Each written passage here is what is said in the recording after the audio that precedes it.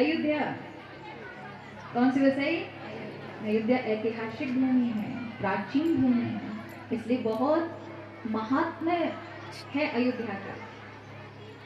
उनकी सरजू जी भी अयोध्या में लाने वाले भी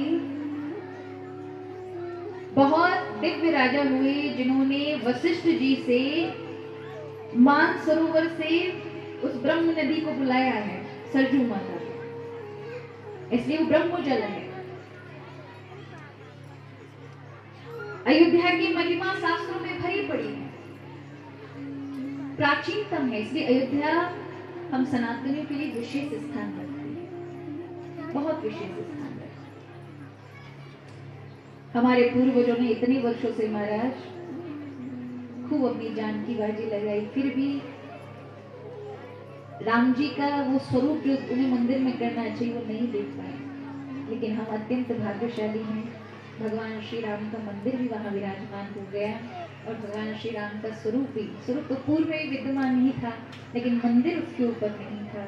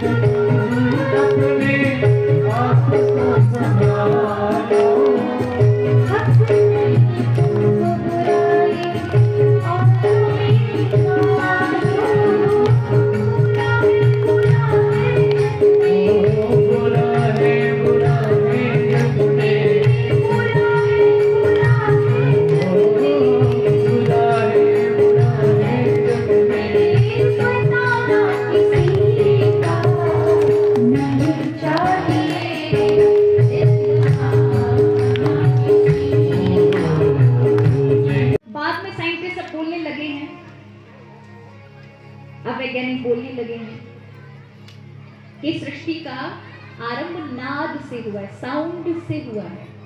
क्वांटम फिजिक्स अब इस बात को मॉडर्न साइंस बहुत अच्छे से बताता है कि हाँ, साउंड से ही सारी एनर्जी निकली है, जितनी भी चीजें ऊर्जा बनी है ये सारी शब्द से निकली है।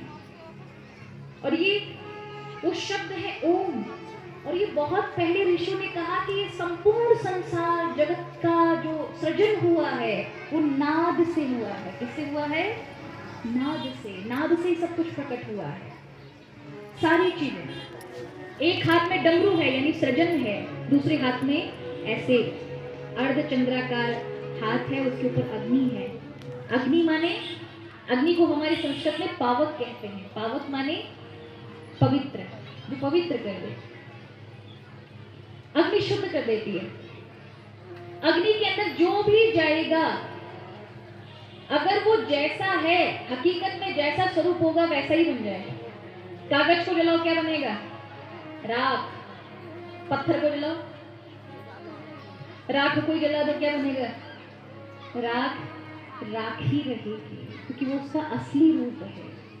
जितनी भी सुंदरता दिखाई पड़ रही है अग्नि में जाओ, वो अपने ओरिजिनल फॉर्म में आ जाएगी। ये जो कपड़ा दिख रहा है ये केवल दिखाई पड़ रहा है कि कपड़ा है, लेकिन जैसे अग्नि के संपर्क में आएगा इसका सच्चाई वाला जो स्वरूप है, राख है, वो आ जाएगा सामने। इसलिए शिव क्या धारण करते हैं? हमारी और आपकी तरह नकली चीज थोड़ी ना धारण करते, जो दिखने में दिखाई पड़ रही, लेकिन उनका जो वास्तविक स्वरूप है वो क्या है? राख है, भस्म है। सारा संसार भस्म स्वरूप है।